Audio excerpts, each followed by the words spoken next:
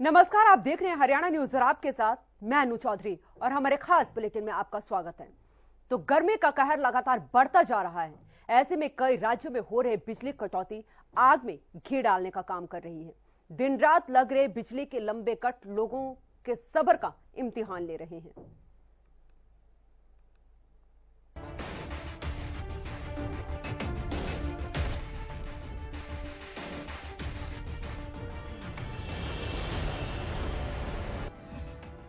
धूप के बड़े तेवर, कब होगा गर्मी का गेम ओवर।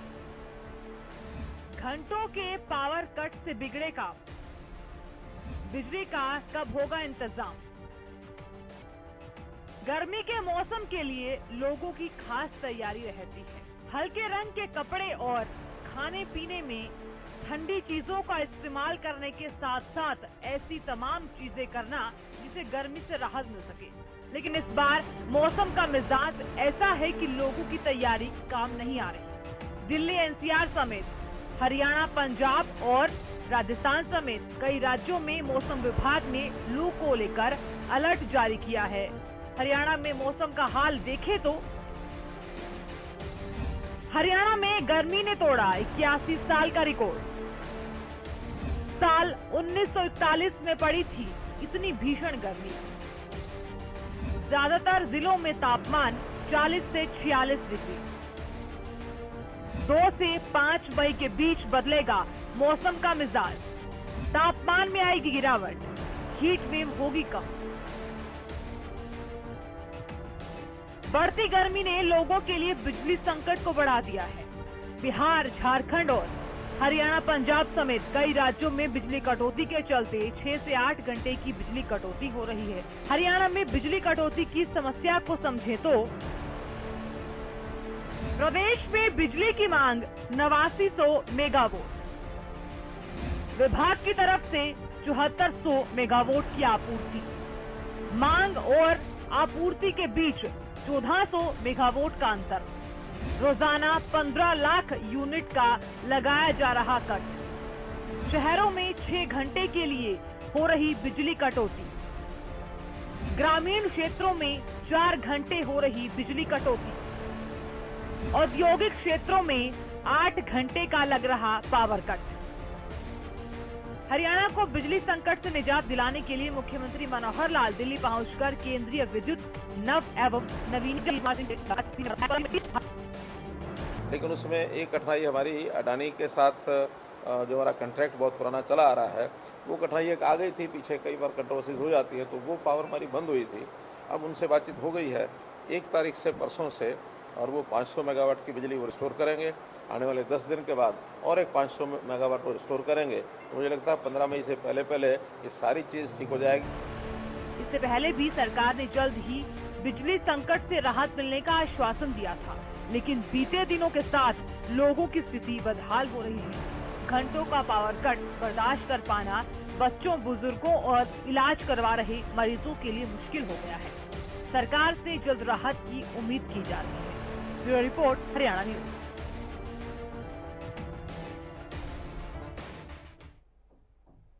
और वहीं साइबर सिटी गुरुग्राम की दौड़ती रफ्तार पर बिजली के अघोषित कट ने ब्रेक लगा दी है।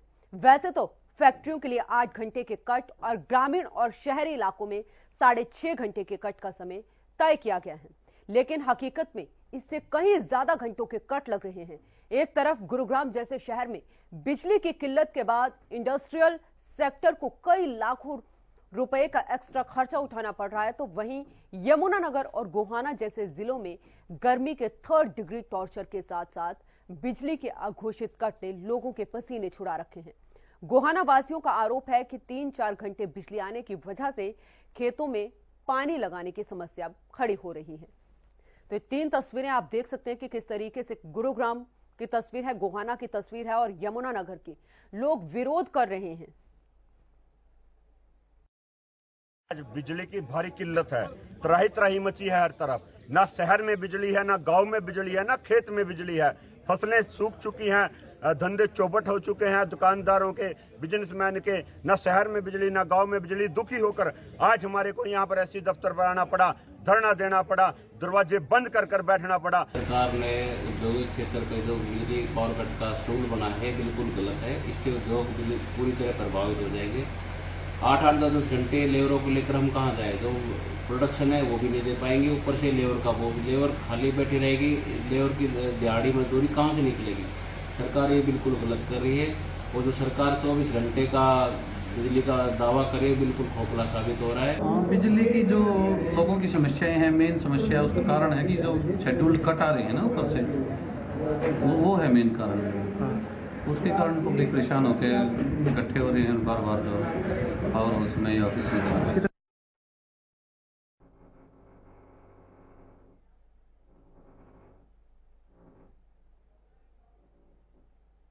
तो अलग अलग जिलों से मेरे सहयोगी ग्राउंड जीरो पर मौजूद है, जानेंगे कि वहां की स्थिति कैसी है बिजली को लेकर, क्योंकि एक तरफ तो गर्मी का टॉर्चर है, दूसरी तरफ बिजली भी गुल है।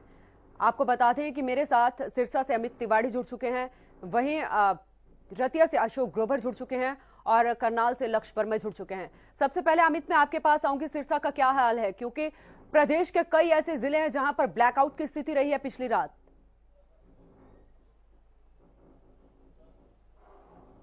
जी बिल्कुल अन्नू, अगर बात करें जो जो गर्मी बढ़ रही है वैसे ही बिजली की घोषित कटौती भी बढ़ती जा रही है। अगर बात करें 45 डिग्री के पार जो पारा जाने को है, उसी तरह से बिजली की अगर बात करें तो 45 मिनट भी लगातार बिजली आम आदमी को नहीं मिल पा रही है। इसको लेकर लगातार विपक्ष भी हावी होता जा रहा है। इस मुद्दे को लेकर जनता से जुड़ा हुआ सीधे मुद्दा है। अघोषित बिजली कटौती अपने आप में ही कई संकट खड़े करती है, काम धंधे प्रभावित होते हैं। साथ साथ अगर बात करें तो बिजली की कमी है तो पानी की कमी भी हो जाती है। अब विपक्ष ने भी मुद्दा उठाया है। अब कांग्रेस ने आज यहां प्रेस कॉन्फ्रेंस करी। हमारे साथ मौजूद है कालांवाली से विधायक हैं शीशपाल केहरवाला जी। इनसे जानते हैं कि आगे इस लड़ाई को किस प्रकार से बढ़ाया जा रहा है, इस आंदोलन को किस प्रकार से चलाया जा रहा है। शीशपाल जी, क्या बिजली की लगातार जो घोषित कटौती हो रही है उसको लेकर आप क्या कहेंगे? देखिए, जिस प्रकार से ये बिजली की समस्या है ये एक आपदा बन चुकी है, और जो सरकार है, जो भारतीय जनता पार्टी की सरकार है या बिजली मंत्री जी हैं, इस आपदा में भी अवसर तलाश रहे हैं। क्योंकि जिस प्रकार से इन्होंने अडानी ग्रुप का 25 साल से हरियाणा का एग्रीमेंट था, पिछले 2 साल से वह बिजली नहीं दे रही, क्यों नहीं उसको कैंसिल किया गया, क्यों नहीं ब्लैक लिस्ट किया उसको, और अब उसी अडानी ग्रुप के साथ ये फिर समझौता करने जा रहे हैं ऊंचे दामों में। और जो आज ये पूरे हरियाणा को जो परिस्थितियां दिखाई जा रही है, ये इसलिए दिखाई जा रही है कि हमने महंगे दामों में बिजली खरीदनी है, और मोदी जी के मित्र को किस प्रकार से फायदा हो, किस प्रकार से हमारे जो मुख्यमंत्री जी और मंत्री जी हैं उनकी जेब भारी हो, ये तमाम ये एक इस प्रकार का षड्यंत्र है। और ये जिस प्रकार की बिजली की हरियाणा की कमी की बात है, आप देखोगे कि सिर्फ 3 दिन का कोयला रहा है हमारे पानीपत इकाई के अंदर, खेदड़ प्लांट है वो बंद हो रहा है। तो ये समस्या जानबूझकर लोगों को प्रताड़ित किया जा रहा है। आप किस तरह से इस मुद्दे को उठा रहे हैं, क्या आंदोलन की रूपरेखा रहेगी? देखिए, इस आंदोलन को हम आने वाली 6 मई को सिरसा जिले के अंदर जो बिजली घर है, जो मेन बिजली ऑफिस है, उसका घेराव किया जाएगा, प्रदर्शन किया जाएगा। पूरे जिले के लोग आएंगे और जो अपनी समस्या है उससे सरकार को अवगत कराएंगे, सरकार की चूल्हे हिला देंगे। ये कांग्रेस पार्टी के कार्यकर्ता और कांग्रेस पार्टी के नेताओं ने निश्चय कर लिया है। अब लोगों अमित, एक सवाल मेरा भी है। अमित, एक सवाल मेरा भी है। पढ़ने वाले बच्चे खराब हो रहे हैं, किसान परेशान हो रहा है, उद्योगपति है वो परेशान है। जी बोलिए अमित, एक सवाल पूछना, क्योंकि लगातार विपक्ष ये आरोप लगा रहा है सत्ता पक्ष पर, लेकिन सत्ता पक्ष ये कह रहा है कि विपक्ष की खामी है, जब लोगों को भुगतनी पड़ रही है 2008 की ये खामी है।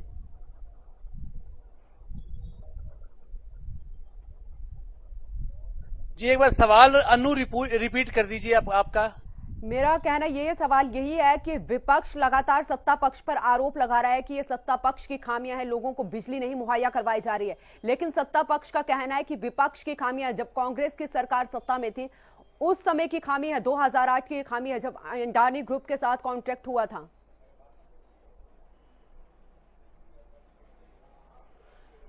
अब आप आरोप लगा रहे हैं सत्ता पक्ष पर। सत्ता पक्ष का कहना है कि विपक्ष ने ही पहले समझौता किया था, उसको पूरी तरह से लागू नहीं करवाया। इसके लिए आप क्या कहेंगे?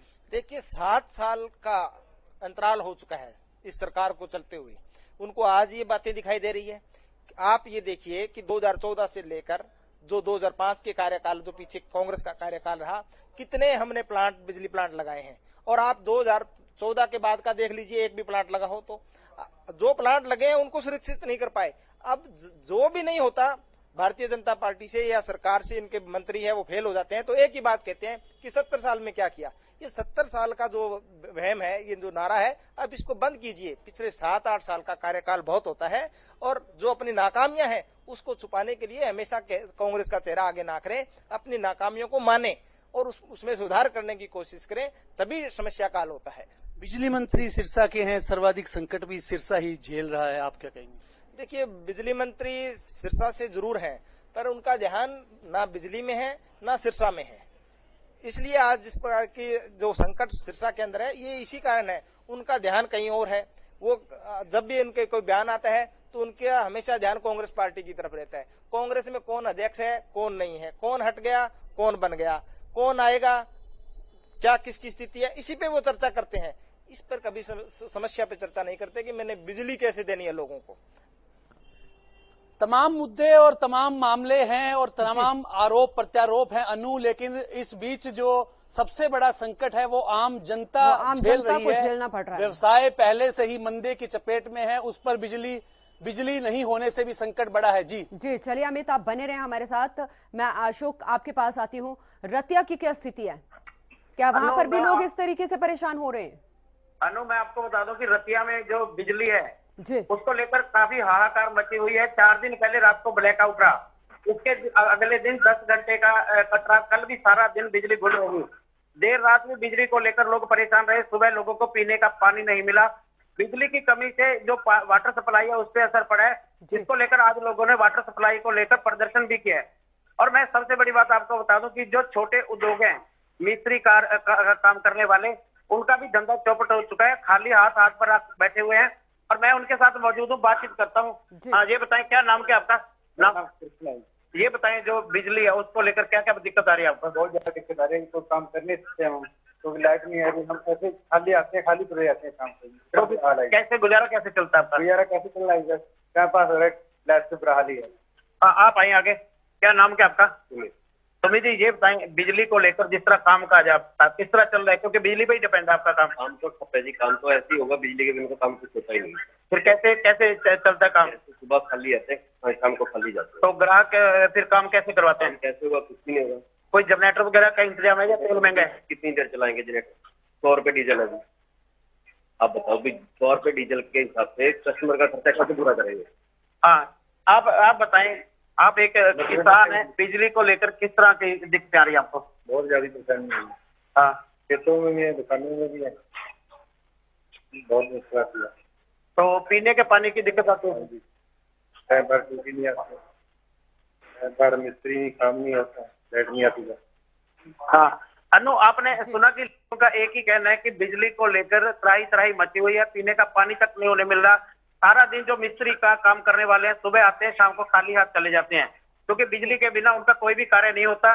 डीजल के जो दाम है वो आसमान को छू रहे हैं, उसके ऊपर वो जनरेटर से काम नहीं कर सकते। जी लगातार लोगों की मुश्किलें बढ़ती जा रही हैं। मैं लक्ष्य आपके पास आती हूँ। करनाल में आप मौजूद है, वहां की स्थितियां क्या है? क्योंकि बिजली मंत्री रणजीत चौटाला तो कह रहे हैं ऑल इज वेल, सब कुछ सही है।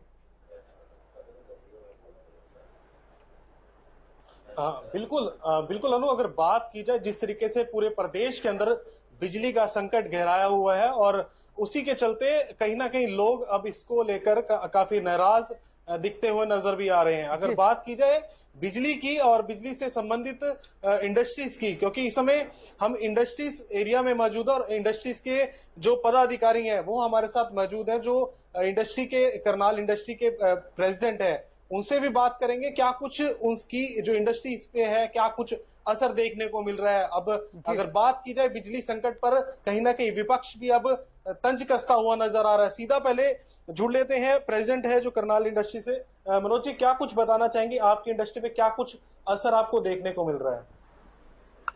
देखिए, बिजली की जो समस्या है ये तो वैसे 20-25 दिन से लगातार चल रही है। पहले भी रोज अनशेड्यूल्ड जो कट्स हैं उनसे बहुत ज़्यादा प्रॉब्लम हो रही है। शेड्यूल कट तो शाम को 8 से लेकर सुबह 4 बजे तक, अभी नया आदेश परसों ही आया सरकार का, उसमें 8 घंटे का जो कट है वो लगाया है। लेकिन उससे अलावा जो अनशेड्यूल्ड कट्स हैं उससे बहुत परेशानी हो रही है। दिन में 3 बार, 4 बार, 6 बार, हर बार लाइट चली जाती है। एक उसके अंदर आया है कि जो एग्जम्प्टेड यूनिट्स हैं, जो एक पूरा प्रोसेस वाले यूनिट हैं जिनकी प्रोसेस रोकी नहीं जा सकती। अब इंडस्ट्रियल एरिया के अंदर तो पूरा का पूरा 3 फीडर हैं। हर इंडस्ट्री जो है वो अलग अलग फीडर पे नहीं जुड़ी हुई है। तो ऐसी जो इंडस्ट्रीज हैं जिनका प्रोसेस वाला काम है वो भी एग्जम्प्टेड नहीं रही, क्योंकि लाइट ही 8 बजे काट देते हैं तो 4 बजे तक सुबह जो है वो सारी की सारी प्रोसेस उनकी खराब हो जाती है, प्रोडक्ट भी खराब हो रहा है और आगे चेन सप्लाई भी खराब हो रही है।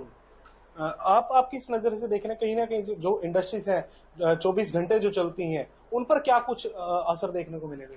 उनको से बहुत ज्यादा असर है। जो कंटिन्यूअस प्रोसेस है ना जी, उसमें क्या है कि सपोज 1 घंटे पे कटना, मशीन को गर्म होने में 1 घंटे का टाइम लगता है, उसके बाद में कट हो जाता है। कट होने के बाद फिर हम जनरेटर चलाते हैं, जब जनरेटर चलाते हैं तो फिर लाइट आ जाती है। तो उस तरीके से बहुत ज्यादा खर्चा आ रहा है और जनरेटर चलाने से 3 टाइम्स हमें खर्चा पड़ता है।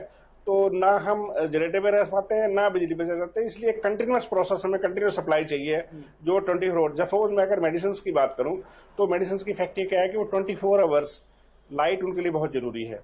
हमें टेम्परेचर मेंटेन करता है, ह्यूमिडिटी मेंटेन करनी पड़ती है। अब जैसे ही मशीन चलाते हैं सपोज 1 घंटा तो उसको गर्म होने पे लग जाता है जी। जब 1 घंटा गर्म होती है उसके बाद में बिजली चली जाती है, फिर हम उसको जनरेटर पे लाते हैं। तो बहुत ज्यादा लॉस हमारी इंडस्ट्री का है इसमें। तो अधिकतर अगर बात कीजिए जो लॉस की प्रोसीजर है वो किन लोगों को देखने को मिलेगी? सो इंडस्ट्री अपना काम करेगी इस विषय पर, कहीं ना कहीं वो आम पब्लिक पर भी इस पर असर देखने को मिलेगा?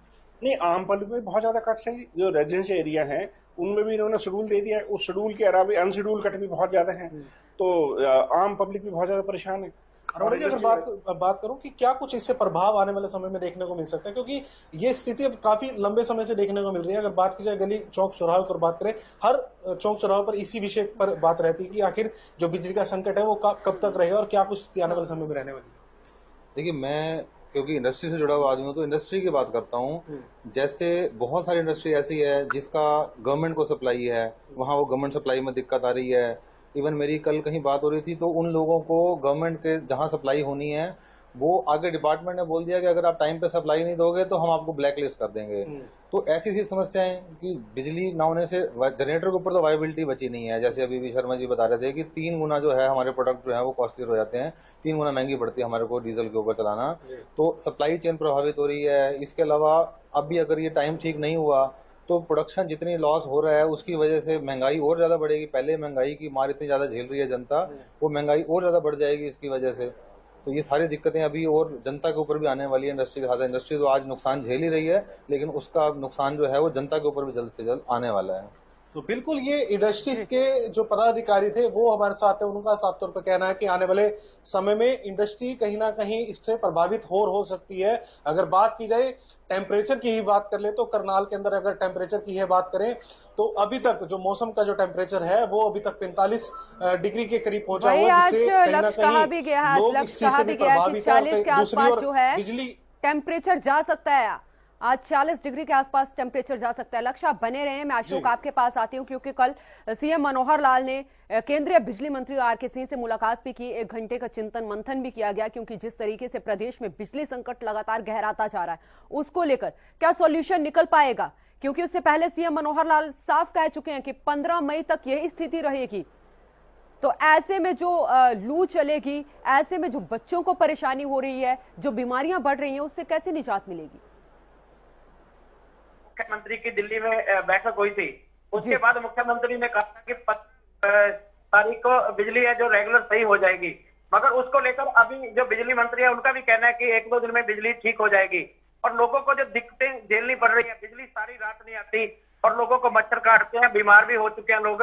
मेरे साथ कुछ लोग और भी मौजूद हैं, उनसे बातचीत करता हूँ कि बिजली को लेकर क्या दिक्कतें हैं। हाँ, आगे हाँ, जो बिजली को लेकर दिक्कतें आ रही है, क्या क्या दिक्कतें हैं? बिजली को लेकर पहले तो आम जो जनमानस है, जो घरों में रह रहे हैं लोग, जो काम कर रहे हैं, व्यापारी सारे ही परेशान, शहरवासी सभी। और हम किसान यूनियन में काम करते हैं तो किसानों का भी जो अपना मक्की बीजने का या मूंगी का जो जितनी भी फसलें हैं, हरा चारा के लिए पानी का ट्यूबवेल चलाने का जरूरत पड़ता है। लाइट बिल्कुल ही नहीं आ रही, बिल्कुल ही नामात्र लाइट आ रही है। खेतों में तो आनी क्या थी, पहले ही कम आती थी, 8 घंटे का था, आप बताएं, आप किसान है, बिजाई का समय, तो बिजली को लेकर किस तरह की दिक्कत है? बहुत बड़ी समस्या आ रही है। किसान घर पर बैठा है, राम भरोसे देश चल रहा है। जो कॉर्पोरेट लोगों को इन्होंने बिजली विभाग का जो निजीकरण किया, प्राइवेट लोगों के हाथ में दिया, ये उसका कारण है। वो जानबूझकर लंबे लंबे कट लगा रहे हैं और आने वाले टाइम में वो प्राइवेट एजेंसियां कहेंगी कि प्रति यूनिट 20 रुपये हम बिजली बेचेंगे, तो मजबूर लोग कहेंगे भी 20 का 25 रुपया लो, बिजली हमको चाहिए। ये सिर्फ रेट बढ़ाने के लिए प्रोपोगंडा किया जा रहा है प्राइवेट कंपनियों द्वारा। देखिए अनु, आपने सुना कि चारों तरफ लोगों में बिजली को लेकर काफी रोष फैला हुआ है। लोगों का एक ही कहना है कि इतना बुरा हाल आज तक पहले कभी नहीं हुआ जिस इतना इस गर्मी में हुआ है। जी अनु। जी आप बने रहे अशोक, मैं लक्ष्य आपके पास आती हूँ, क्योंकि लगातार ये आम लोग तो आरोप लगा रहे हैं, विपक्ष भी आरोप लगा रहा है, किसान आरोप लगा रहे हैं कि सरकार जो है बिजली की कालाबाजारी कर रही है बड़ी बड़ी कंपनियों को फायदा देने के लिए। बिल्कुल अनु, जिस तरीके से बात की जाए, प्रदेश के मुख्यमंत्री जो है मनोहर लाल, उन्होंने भी कुछ दिन पहले अभी ये चीज बोली थी कि अब जल्द से जल्द जो इस समाधान का निवारण जरूर करेंगे और जो आम जनता को या फिर इंडस्ट्रीज को कहीं ना कहीं जो लॉस है वो कहीं ना कहीं अब उसकी भरपाई जो है हम अवश्य करेंगे और कहीं ना कहीं जल्द जो समाधान है हम पब्लिक के लिए करेंगे। ऐसे में अब जिस तरीके से जो कांग्रेस के जो नेता हैं वो भी इस विषय को कहीं ना कहीं उठाते हुए अब नजर आ रहे हैं, चाहे किसानों की ही बात करें या फिर आम पब्लिक की ही बात करें, क्योंकि अब किसान भी अब क्योंकि किसानों का समय अब है, बिजाई का समय आने वाले समय में जरूर होगा और जल्द ही किसानों की जो, क्योंकि अभी कल जो गुरनाम सिंह चडूनी है उन्होंने भी एक प्रेस रिलीज जारी करा, एक वीडियो जारी करी है कि जल्द ही हम अब बिजली विभाग के आगे अपने अपने बूथों के आगे जो धरना प्रदर्शन करना जारी करेंगे अगर सरकार बिजली की सुविधा को जल्द निरंतर नहीं ला सकती। तो ऐसे में कहीं ना कहीं अब किसान भी उस विषय को लेकर गंभीर बने हुए हैं। जी चलिए, बहुत बहुत शुक्रिया अशोक, आपका भी करनाल से लक्ष्य वर्मा जुड़े हुए थे, आपका भी लक्ष्य बहुत बहुत शुक्रिया, अमित तिवारी आपका भी। तो लगातार जिस तरीके से बिजली का संकट जो है प्रदेश में पैदा हो गया है, खाली ये प्रदेश का ही संकट नहीं है, देश की अगर बात करें तो 13 से 14 राज्य ऐसे हैं जहां पर आए दिन बिजली की किल्लत नजर आ रही है। सरकारों की तरफ से कहा जा रहा है कि पर्याप्त मात्रा में बिजली जो है वो उपलब्ध करवाई जाएगी, लेकिन कब, ये बड़ा सवाल है। प्रदेश सरकार की अगर हम बात करें तो मार्च के महीने में कहा गया था कि सरप्लस बिजली है, कोई दिक्कत नहीं आएगी, कोई परेशानी नहीं होगी। और अब आम लोगों के साथ साथ व्यापारियों को, किसानों को, क्योंकि बिजली न आने की वजह से खेतों में किसान पानी नहीं लगा पा रहे हैं, तो ऐसे में सवाल यहां पर यही खड़ा होता है कि इस समस्या का निदान कब मिलेगा, क्योंकि गर्मी जो है वो 40-45 डिग्री के ऊपर पहुंच चुकी है और अभी अप्रैल का महीना है, मई जून अभी बाकी है। तो ऐसे में आम लोगों को कब इस गर्मी से, इस बिजली से, इस पानी से, जो पानी की किल्लत है उससे कब राहत मिलेगी, ये बड़ा सवाल है। तो फिलहाल के लिए हमारे इस खास बुलेटिन में इतना ही। आप देखते रहें हरियाणा न्यूज।